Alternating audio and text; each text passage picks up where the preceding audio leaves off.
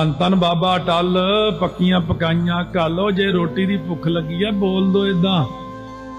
ਧੰਨ ਧੰਨ ਬਾਬਾ ਅਟਲ ਪਕਾਉਣ ਵਾਲੀ ਘੱਲ ਜੇ ਵਿਆਹ ਨਹੀਂ ਹੋਇਆ ਤਾਂ। ਧੰਨ ਧੰਨ ਬਾਬਾ ਅਟਲ ਮਾਇਆ ਦੇ ਗੱਫੇ ਘੱਲ। ਧੰਨ ਧੰਨ ਬਾਬਾ ਅਟਲ ਦੁੱਖ ਦੂਰ ਘੱਲ।